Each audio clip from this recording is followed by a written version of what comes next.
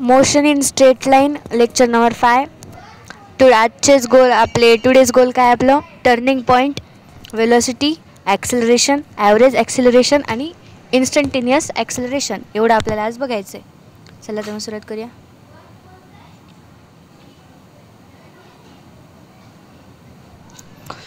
तर आता इथं x इज इक्वल टू आहे टीचा cube by 3 minus 3t² plus 9t 10. आणि आता आपण वेलोसिटी काढायची म्हणलं तर मग आपण त्याला काय करणार, डिफरन्शिएट करणार. वेलोसिटी काढायसाठी आपण त्याला डिफरन्शिएट करणार आणि मग जे आपली v इज इक्वल टू काय आलं t-3 इज इक्वल टू म्हणजे t-3चा स्क्वेअर होल स्क्वेअर. एक त्याचा कोणाचं नाही आहे. मग या टाईमला v इज इक्वल टू काय असणार 0. जर आपण घेतलं तर t इज इक्वल टू 3 येणार.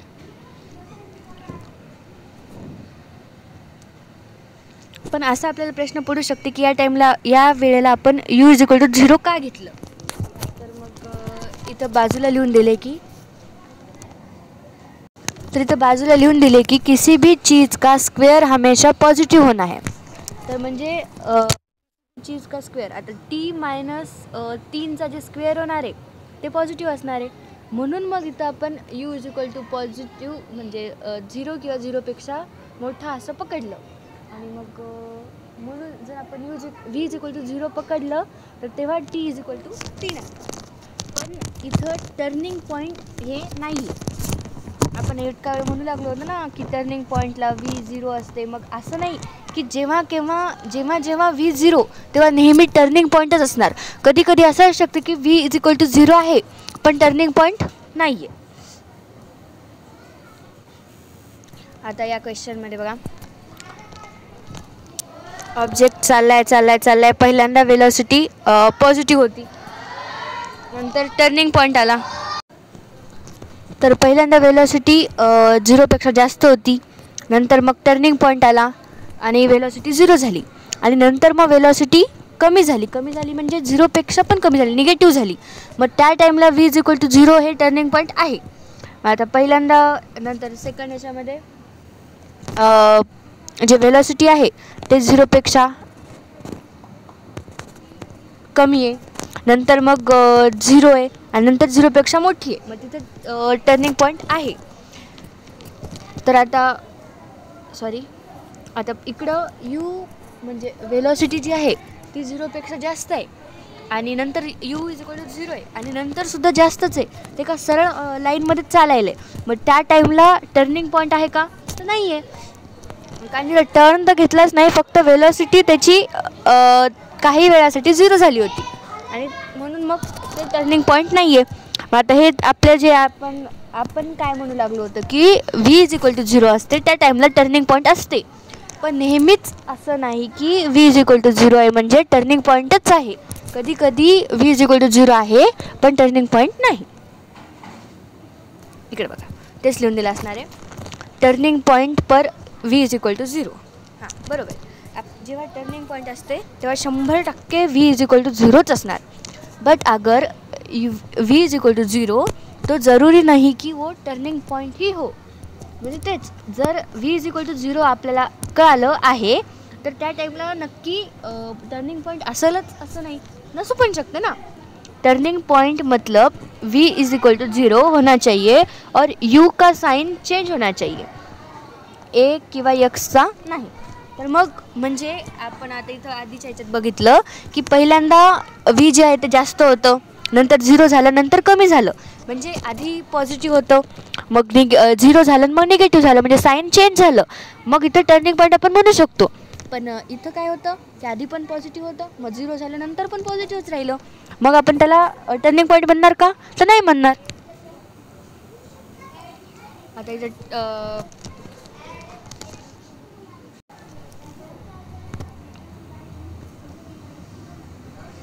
तर आता इथं काही ग्राफ दिलेत त्याच्यानं आपल्याला टर्निंग पॉईंट आहे का नाही ते शोधायचं आहे. तर पहिल्यांदा इकडं हे व्ही टीचा ग्राफ आहे.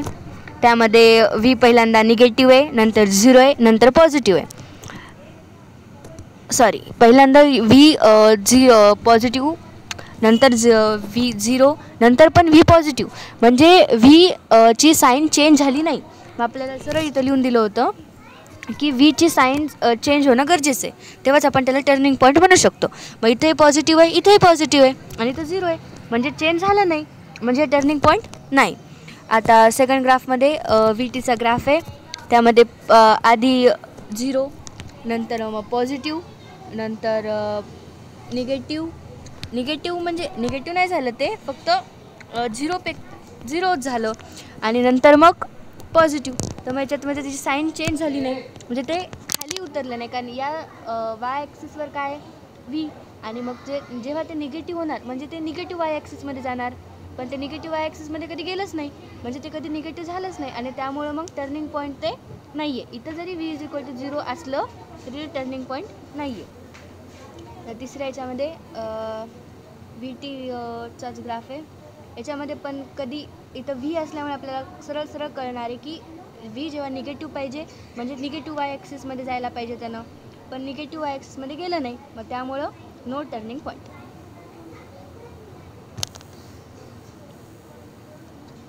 आता या ग्राफमध्ये पहिल्यांदा व्ही जे आहे ते पॉझिटिव्ह होतं, बरोबर आहे, पॉझिटिव्ह वाय ॲक्सिसमध्येच आहे ते, तर पॉझिटिव्ह आहे. नंतर मग व्ही = 0, आणि नंतर व्ही हे 0पेक्षा कमी म्हणजे निगेटिव्ह. मग पहिल्यांदा व्हीचं साईन काय होतं पॉझिटिव्ह, नंतर 0 झालं, नंतर निगेटिव्ह झालं, म्हणजे साईन चेंज झाले. साईन चेंज झालं म्हणजे टर्निंग पॉईंट आहे. आता या ग्राफमध्ये पहिल्यांदा यूचं जे साईन आहे ते पॉझिटिव्ह होतं, मग नंतर 0 झालं, आणि नंतर निगेटिव्ह झालं. मग यूचं साईन चेंज झालं म्हणजे काय झालं, तर टर्निंग पॉईंट याला आपण म्हणू शकतो जेव्हा यू आपलं म्हणजे व्ही आपलं 0 असणार, कारण आधी पॉझिटिव्ह होतं नंतर निगेटिव्ह आलं. SKC पॉइंट है, म्हणजे एक महत्त्वाचा पॉईंट आहे, ये ध्यान से देखना की XY ॲक्सिस में कोण आहे. तर मग आता इथं आपल्याला सरळ इथं व्ही होतं, इथं टी होतं, तर आपण डायरेक्ट म्हणू शकतो की पॉझिटिव्ह एक्स ॲक्सिसमध्ये आहे म्हणजे पॉझिटिव्ह, निगेटिव्ह एक्स ॲक्सिसमध्ये गेलं की निगेटिव्ह. पण जर XT असेल ग्राफ किंवा AT ग्राफ असेल तर मग त्याच्यामध्ये थोडा फरक पडू शकते, तर ते बघून घ्यायचं की एक्स ॲक्सिसवर कोण आहे, वाय ॲक्सिसवर कोण आहे.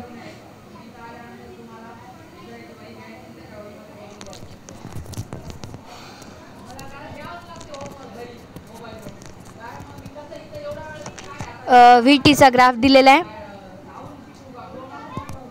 व्ही 0पेक्षा जास्त आहे म्हणजे पॉझिटिव्ह, मग पॉझिटिव्ह राहणार, मग ते 0 होणार, आणि व्ही नंतर निगेटिव्ह होणार. तर मग इथं टर्निंग पॉईंट आहे, कारण पहिल्यांदा व्हीची व्हॅल्यू पॉझिटिव्ह होती, नंतर व्हीची व्हॅल्यू निगेटिव्ह होती. पहिल्या याच्यामध्ये व्ही म्हणजे काय आपली स्पीड, तर मग पहिल्यांदा 40 मीटर पर सेकंद, नंतर 30 मीटर पर सेकंद. आता ती वरून खाली पडायली ना ऑब्जेक्ट जे कोण येते, मग पहिल्यांदा 40, मग 30, मग 20, मग 10, मग 0, म्हणजे आणि मग 0 झाली, आणि नंतर काय झाली -10, -20, म्हणजे कमी होत गेली. मग त्यामुळं इथं जे व्ही = 0 आहे ते टर्निंग पॉईंट आपण म्हणू शकतो, कारण पहिल्यांदा स्पीड वाढू लागली, नंतर स्पीड कमी झाली, त्याचं साईन चेंज झालं. आता इथं XT ग्राफ आहे, आणि आता जसं की आधी आपल्याला सांगितलं होतं की एक्स आणि वाय ॲक्सिसवर कोण आहे हे बघून घ्यायचं. जर आता इथं व्ही असलं असतं तर आपण डायरेक्ट म्हणू शकलो असतो की इथं हे एक्स = 0 जे आहे ते टर्निंग पॉईंट आहे. पण इथं आता बघूया काय होते. तर मग XT ग्राफचं जे स्लोप असते ते आपलं व्हेलॉसिटी देते. मग पहिल्यांदा एक्स 0पेक्षा जास्त आहे म्हणजे पॉझिटिव्ह आहे, मग तेव्हा त्याचा स्लोप काय निगेटिव्ह. एक्स पॉझिटिव्ह आहे पण स्लोप निगेटिव्ह आहे, स्लोप निगेटिव्ह म्हणजे व्हेलॉसिटी निगेटिव्ह, आणि स्लोप निगेटिव्ह झाला की व्हेलॉसिटी पण निगेटिव्ह होते. आणि मग जेव्हा एक्स = 0 आहे तेव्हा व्हेलॉसिटी, मग एक्स = 0 असते तेव्हा व्हेलॉसिटी काय आहे निगेटिव्ह, आणि एक्स जेव्हा आहे निगेटिव्ह, तर तेव्हा वेलोसिटी तेव्हा स्लोप पण काय निगेटिव्ह. मग स्लोप नेहमी निगेटिव्हच आहे. मग स्लोप कधी चेंज झालाच नाही ना, मग त्यामुळे इथं टर्निंग पॉईंट नाही आहे. जर इथं स्लोप पॉझिटिव्ह, निगेटिव्ह आणि म्हणजे पॉझिटिव्ह आहे नंतर 0 झाला नंतर निगेटिव्ह झाला तर आपण याला टर्निंग पॉईंट म्हणू शकतो. किंवा मग आधी निगेटिव्ह होता नंतर 0 झाला ना मग पॉझिटिव्ह झाला, म्हणजे चेंज व्हायला पाहिजे साईन, तेव्हाच आपण म्हणणार. जर व्ही तसं चेंज झालं नाही पॉझिटिव्ह निगेटिव्ह वगैरे तर मग त्याला आपण स्लोप म्हणू शकत नाही, सॉरी टर्निंग पॉईंट बनू शकत नाही. आता इथं व्ही टीचा ग्राफ आहे. पहिल्यांदा व्ही काय आहे पॉझिटिव्ह, नंतर व्ही किती झालं 0 आणि नंतर व्ही काय आहे पॉझिटिव्हच. म्हणजे व्हीचं साईन या ग्राफमध्ये सुद्धा चेंज झालं नाही. व्हीचं साईन चेंज झालं नाही म्हणजे इथं टर्निंग पॉईंट नाही, मग इथं नो टर्निंग पॉईंट. आता इथं कशाचा ग्राफ आहे सेकंड टाईमला एक्स टीचा ग्राफ. एक्स टीचा ग्राफमध्ये जेव्हा पहिल्या लाईनमध्ये काय म्हणतात स्लोप निगेटिव्ह म्हणजे वेलॉसिटी निगेटिव्ह आणि नंतर वेलॉसिटी म्हणजे एक्सचा स्लोप आहे स्लोप पॉझिटिव्ह म्हणजे वेलॉसिटी पॉझिटिव्ह आणि या पॉईंटला वेलॉसिटी किती आहे 0. मग पहिल्यांदा होती पॉझिटिव्ह नंतर होती 0 नंतर होती निगेटिव्ह. म्हणजे याचं अर्थ की हे ग्राफ जे आहे ते टर्निंग पॉईंट या ग्राफमध्ये आहे.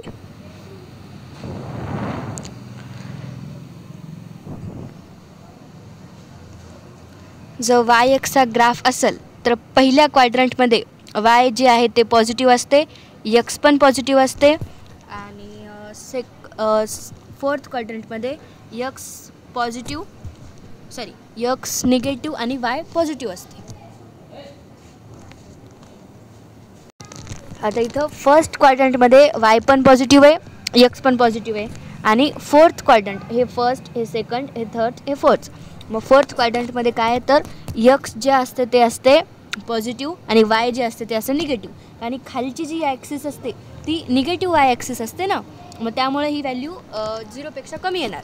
आणि उजव्या साईडला जी एक्स ॲक्सिस असते ती असते पॉझिटिव्ह एक्स ॲक्सिस, मग तेव्हा एक्स जे आहे ते पॉझिटिव्ह असणार. आता इथं सपोज एक क्वांटिटी आहे कद्दू आणि दुसरी एक टाईम. तर मग टाईम फर्स्ट क्वाड्रंटमध्ये पॉझिटिव्हच असणार, कद्दू पण पॉझिटिव्हच असणार. पण फर्स्ट क्वाड्रंटमध्ये टाईम पॉझिटिव्ह आणि कद्दू जे असणार आहे ते असणार आहे निगेटिव्ह. अजून एक आहे एक्स टी ग्राफ दिलेला आहे आणि ते स्लोप त्याचा कमी होताना दिसते. तर मग फर्स्ट क्वाड्रंटमध्ये जे आपली एक्स आहे ते आहे पॉझिटिव्ह आणि टाईम पण आहे पॉझिटिव्ह. आणि सेकंड क्वाड्रंट म्हणजे सेकंड नाही येते फोर्थ दिलेलं आहे ज्या क्वाड्रंटमध्ये आपल्याला लिहून दिले. तर फोर्थ क्वाड्रंटमध्ये एक्स जे आहे ते, तर मग इथं फोर्थ क्वाड्रंटमध्ये काय होणार तर एक्स निगेटिव्ह आणि टी पॉझिटिव्ह.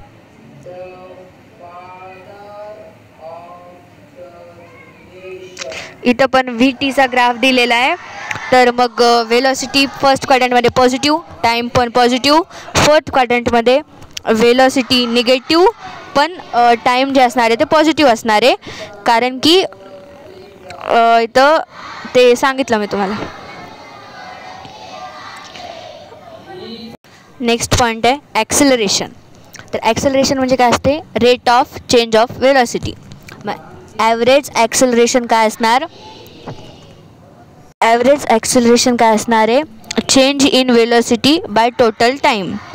तर मग याला आपण सिम्बॉलमध्ये कसं लिहू शकतो average acceleration is equal to final velocity minus initial velocity by total time. तर चेंज इन वेलॉसिटी म्हणजेच काय असते फायनल मायनस इनिशियल. हे आपला फॉर्म्युला झाला ॲव्हरेज ॲक्सेलरेशनचा. पण इन्स्टंटेनियस ॲक्सेलरेशन विचारलं तर ते काय असते वेलॉसिटीचं डिफरन्शिएशन, मग D V by D T. मग ॲक्सेलरेशन इज इक्वल टू काय असते D V by D T. जर वेलॉसिटीला आपण डिफरन्शिएट केलं तर आपल्याला काय मिळणार आहे ॲक्सेलरेशन, आणि आपण एक्सला जर डिफरन्शिएट केलं तर आपल्याला काय भेटली होती वेलॉसिटी. मग वेलॉसिटीला डिफरन्शिएट केलं ॲक्सेलरेशन, म्हणजेच आपण जर एक्सला डबल डिफरन्शिएट केलं तर आपल्याला काय भेटणार आहे ॲक्सेलरेशन. मग ॲक्सेलरेशन इज इक्वल टू याला काय ॲव्हरेज ॲक्सेलरेशन एक असते, इन्स्टंटेनियस ॲक्सेलरेशन एक असते. तर ॲव्हरेज ॲक्सेलरेशन म्हणजे काय असते delta V by delta T. त्याच्यामध्ये आपल्याला डिफरन्शिएट करायची गरज नसते. आणि इन्स्टंटेनियस ॲक्सेलरेशन म्हणजे काय असते डिफरन्शिएशन ऑफ व्ही म्हणजे वेलोसिटीचं differentiation with respect to time. मग यक्सला आपण डिफरन्शिएट केलं तर आपल्याला काय भेटते वेलोसिटी. वेलोसिटीला डिफरन्शिएट काय केल्यावर काय भेटते ॲक्सेलरेशन. तर हे लक्षात ठेवायचं. व्ही दिलेला आहे आपल्याला 3t वर्ग प्लस 4t प्लस 10. मग average acceleration from t = 0 to t = 2 सेकंद. t = 0 असताना इनिशियल वेलोसिटी किती होती. तर हे जे t = 0 ची व्हॅल्यू आपल्याला वरच्या इक्वेशनमध्ये ठेवून द्यायची. तर 3 गुणिले 0चा वर्ग 0 प्लस 4 गुणिले 0 प्लस 10. तर मग इनिशियल वेलोसिटी किती येते 10. आणि मग जेव्हा t = 2 सेकंद हे टाईम असते तर तेव्हा वेलोसिटी किती असते म्हणजे तेव्हाची वेलोसिटी काय असते फायनल वेलोसिटी. मग तेव्हा वरच्या इक्वेशनमध्ये t = 2 ठेवायचं. 3 गुणिले 2चा वर्ग 4 4 गुणिले 3 12 प्लस 4 गुणिले 2 8 प्लस 10. याचा आन्सर किती येते 30. मग फायनल वेलोसिटी आली 30, इनिशियल वेलोसिटी आली 10. मग ॲव्हरेज ॲक्सेलरेशन काय असते final velocity minus initial velocity by time. तर फायनल वेलोसिटी किती आहे 30, इनिशियल वेलोसिटी आहे 10, टाईम किती झाला 2. मग 30 मायनस 10 बाय 2 20/2 = किती आलं 10. फाइंड ॲक्सेलरेशन ॲट t = 0 म्हणजे आपल्याला इथं इन्स्टंटेनियस ॲक्सेलरेशन विचारलं आहे जेव्हा t = 2 असणार. म्हणजे आपल्याला इथं वेलोसिटीला डिफरन्शिएट करावं लागणार. मग वेलोसिटी आपली काय होती 3t² मायनस 4t प्लस 10. याला डिफरन्शिएट केल्यावर काय ते 60 + 4. मग 60 + 4 याला आपण आन्सर घेतलं आणि आपल्याला t = 2 जेव्हा असते तेव्हा. तर आता इथं आपण t = 2 हे 60 + 4 या इक्वेशनमध्ये t ची व्हॅल्यू पुट करायची जी की येते 2. आणि मग 6 गुणिले 2 प्लस 4 याला सॉल्व केलं तर आन्सर किती भेटते 16. मग आपलं ॲक्सेलरेशन येते जेव्हा ॲक्सेलरेशन 16 येते किंवा जेव्हा टाईम 2 सेकंद झालेला असते. आणि हे एका त्या सेकंदापुढचं टाईम आहे इन्स्टंटेनियस टाईम आहे. हे कोणी असा इंटरवलमधला नाही आहे. Find initial velocity and initial acceleration. Initial velocity म्हणजे तेव्हा t = काय असणार आहे 0. मग t = 0 असणाऱ्या वेलोसिटी किती होती 10. आणि मग इनिशियल ॲक्सेलरेशन म्हणजे काय असते की ॲक्सेलरेशन म्हणजे वेलोसिटीचं आपलं हे वेलोसिटीचं डिफरन्शिएशन. आणि वेलोसिटीला डिफरन्शिएट केलं तर काय ते 60 + 4. आणि इथं आता इनिशियल विचारले ना मग तेव्हा t = किती असणार 4. मग t = 4 जर ठेवलं तर आपल्याला ॲक्सेलरेशन किती भेटते 4. ॲव्हरेज ॲक्सेलरेशन म्हणजे final acceleration minus initial acceleration by time असं नसते. तर काय असते final velocity minus initial velocity by time. तर हे फरक आहे लक्षात घ्या. आता इथं आपल्याला यक्सचं एक इक्वेशन दिले t³ plus t² plus 60 plus 10. तर मग पहिल्यांदा आपल्याला काय काढायचं आहे व्ही ए कधी काढायचं जेव्हा t = 2 सेकंद असणार. तर मग व्ही म्हणजे काय असते जेव्हा यक्स दिलेलं असेल व्ही काढायचं असते तर आपल्याला सरळ. आणि इथं टी टाईमची इंटरवल दिलेली नाही ना एका सिंगल टाईमसाठी विचारले म्हणजे जेव्हा t = 2 असणार. मग तेव्हा त्यामुळं जे दिलेलं इक्वेशन आहे त्याला डिफरन्शिएट करायचं. यक्सला डिफरन्शिएट केल्यावर काय भेटते आपल्याला व्ही.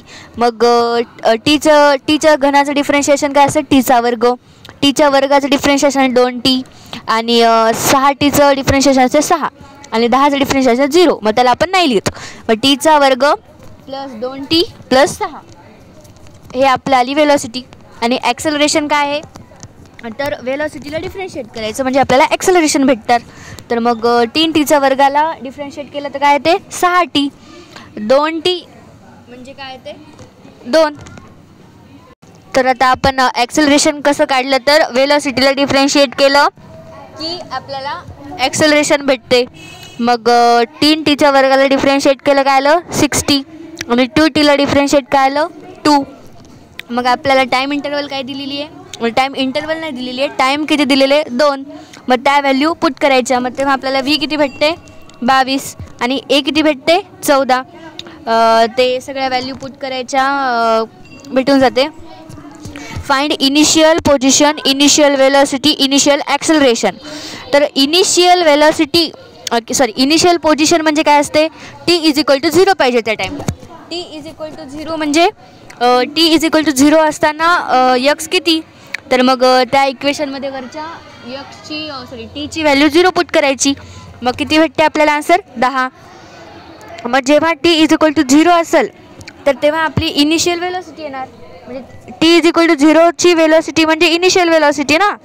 मग त्याची आपण इनिशियल वेलोसिटी कशी काढणार तर टीच्या जागी 0 ठेवणार. मग ती किती भेटणार आले आपल्याला 6.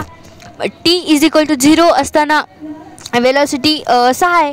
मग तेच आपण ॲक्सेलरेशन कसं काढणार 60 + 2. मग 60 टीच्या जागी 0, 6 × 0 0 + 2 ॲक्सेलरेशन किती आलं 2. मग आपल्याला initial position, initial velocity, initial acceleration हे सगळं भेटलं. आता पुढचा क्वेश्चन आहे x = 3चा घन + 3चा वर्ग टीचा वर्ग + 6t + 10. तर आपल्याला याच्यामध्ये ॲव्हरेज वेलोसिटी आणि ॲव्हरेज ॲक्सेलरेशन काढायचं आहे. टाईमची इंटरवल दिलेली आहे. आपल्याला find average velocity and average acceleration करायचं आहे t=0 पासून t=2 सेकंदापर्यंत. तर मग ॲव्हरेज वेलोसिटी कशी काढतो आपण तर x final minus x initial by time. तर मग आता ॲव्हरेज वेलोसिटी काढायसाठी आपल्याला x फायनल आणि x इनिशियल माहीत पाहिजे. मग ते आपण कसं काढतो की दिलेल्या 2 ज्या टीच्या व्हॅल्यू आहेत त्या दिलेल्या इक्वेशनमध्ये पुट करायच्या.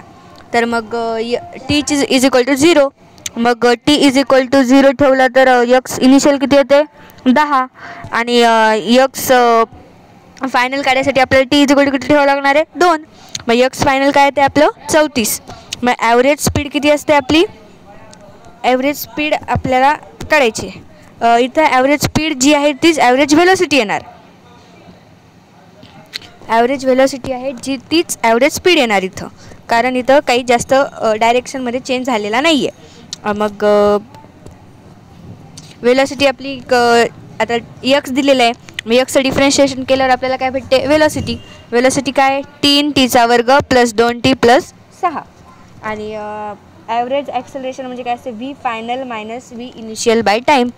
v फायनल किती आलं 22, v इनिशियल 6. आता v फायनल आणि v इनिशियल कसं काढलं तर तेच टीच्या ज्या 2 व्हॅल्यू आहेत त्या इक्वेशनमध्ये ठेवायच्या. t=0 मध्ये ठेवलं तर आपल्याला फायनल इनिशियल वेलोसिटी भेटते. मग ती आली 6. फायनल वेलोसिटी काय असते जेव्हा t=2 आपण ठेवून पुट काढली ती, मग ती किती आली 22. मग 22 - 6/2 तर 22 - 6 किती आलं 16. 16/2 किती आलं 8. मग आपली ॲव्हरेज ॲक्सेलरेशन किती आलं 8 आणि ॲव्हरेज वेलोसिटी किती आली 12 आणि ॲव्हरेज स्पीडसुद्धा आपली किती आली 12. आता इथं सेकंड क्वेश्चन आहे. नेक्स्ट क्वेश्चन याच्यामध्ये आपल्याला x काय दिले 2tचा घन + 3tचा वर्ग + 4t + 10. तर मग पहिलं आपल्याला काय करायचं आहे फाइंड वेलोसिटी ॲक्सेलरेशन केव्हा तर तेव्हा t=2 असणार. मग वेलोसिटी आपण x दिल्यावर वेलोसिटी काय करतो तर दिलेलं जे x आहे त्याला डिफरन्शिएट करतो. मग 2tच्या घनाला डिफरन्शिएट काय आलं 6tचा वर्ग, 3tचा वर्गचं काय होते 6t, 4tचं काय होते 4. मग इथं आली वेलोसिटी आपली किती आली 6tचा वर्ग + 6t + 4 आणि आता वेलोसिटीला डिफरन्शिएट केल्यावर आपल्याला काय भेटते ॲक्सेलरेशन. मग जे की आलं 12t + 6. मग आता नेक्स्ट काय करायचं आपल्याला तर मग इथं t आपल्याला किती दिले 2 मग तेव्हा आपली वेलॉसिटी काय येणार, तर मग आपल्याला वेलॉसिटीची टीची व्हॅल्यू त्या इक्वेशनमध्ये ठेवायची. मग 6 गुणिले वेलॉसिटी किती होती, आपला टाईम किती आहे 2, 6 गुणिले 4 प्लस 6 गुणिले 2 प्लस 4, म्हणजे 24 प्लस 12 प्लस 4 म्हणजेच किती येते 40. आणि मग जे आहे आणि मग तेव्हाच t=2 हे ॲक्सेलरेशनच्या इक्वेशनमध्ये ठेवायचं. मग तेव्हा आपल्याला ॲक्सेलरेशन किती भेटते 30. मग आता हे झालं आपला फर्स्ट क्वेश्चन. आता सेकंड क्वेश्चनमध्ये आपल्याला काय विचारले, t=0 पासून t=2 पर्यंत ॲव्हरेज वेलॉसिटी आणि ॲव्हरेज ॲक्सेलरेशन. तर ॲव्हरेज वेलॉसिटी काय असते, x final minus x initial हे असते बाय टाईम. तर मग x फायनल आणि x इनिशियल कसं काढायचं, तर आपल्याला t=0 दिलं होतं ते यक्सच्या इक्वेशनमध्ये ठेवायचं, तेव्हा आपल्याला x इनिशियल भेटते. आणि t=2 हे जर यक्सच्या इक्वेशनमध्ये ठेवलं तर तेव्हा आपल्याला x फायनल भेटते, जे की किती आलं 46, x इनिशियल आलं 10. मग फायनल मायनस इनिशियल, फायनल किती होतं 46, इनिशियल किती आलं 10. मग 46 मायनस 10 बाय 2 किती आलं 18.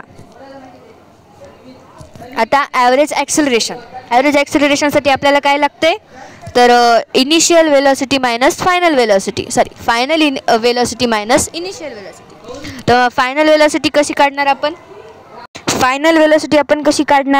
तर मग t=2 हे ठेवून आपल्याला वेलॉसिटीच्या फॉर्म्युलामध्ये वेलॉसिटीच्या इक्वेशनमध्ये जर आपण t=2 ठेवलं तर आपल्याला काय भेटते फायनल वेलॉसिटी. आणि t=0 जर आपण वेलॉसिटीच्या फॉर्ममध्ये ठेवलं तर आपल्याला भेटते इनिशियल वेलॉसिटी. मग final minus initial 40 minus 4 by 2 म्हणजे आपल्याला हे काय भेटलं ॲव्हरेज ॲक्सेलरेशन.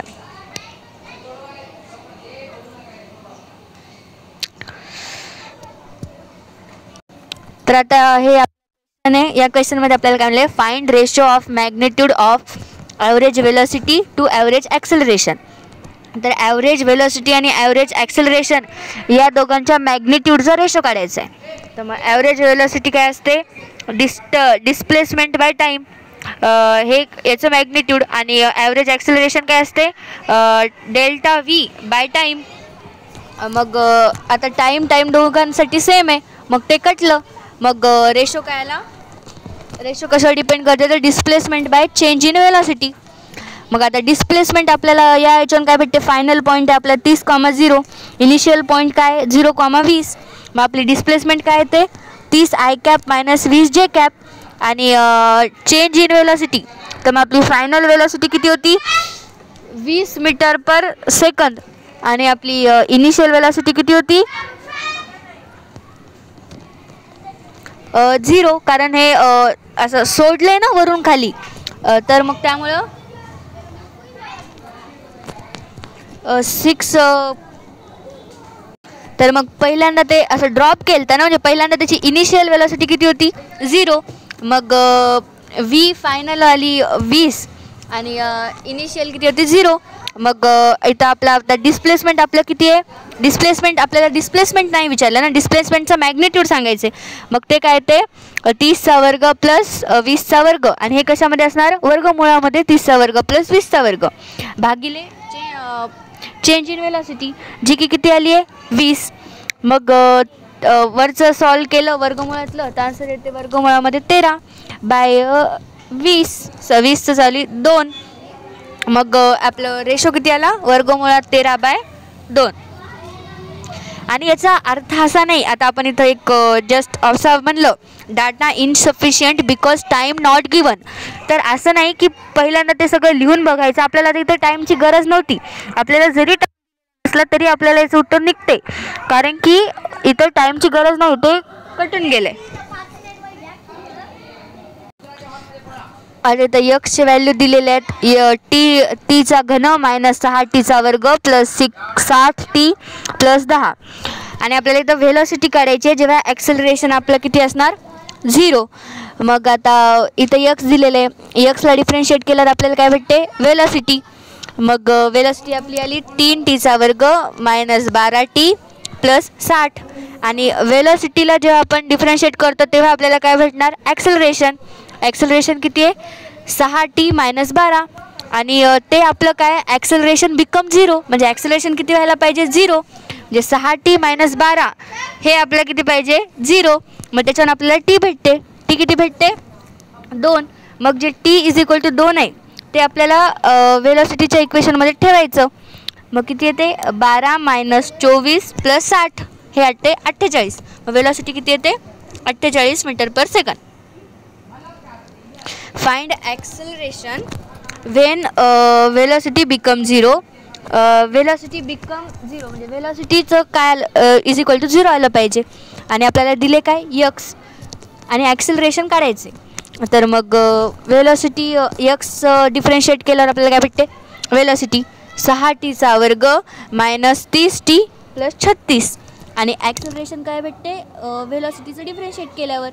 आणि इथं काय म्हणलं वेलॉसिटी बिकम 0 म्हणजे वेलॉसिटी 0 असणार. मग 6t² - 30t + 36 = 0. t² - 5t + 6. आता वरच्या इक्वेशनला 6नं डिवाईड केलं. मग त्यानंतर आता याला क्वाड्रेटिक इक्वेशन बनलं आहे हे. मग याला सॉल्व करायचं. तर काय येते t - 3 t - 2 आणि = 0. मग एकदा t ची व्हॅल्यू किती येते 3, एकदा t ची व्हॅल्यू किती येते 2. मग एकदा t = 2 असताना ॲक्सेलरेशन किती आलं तर ते ॲक्सेलरेशनच्या इक्वेशनमध्ये t ची व्हॅल्यू ठेवून टाकायची. मग ते किती आलं -6.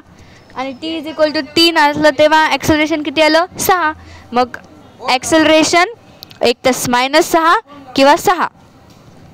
If acceleration is decreasing you will decrease.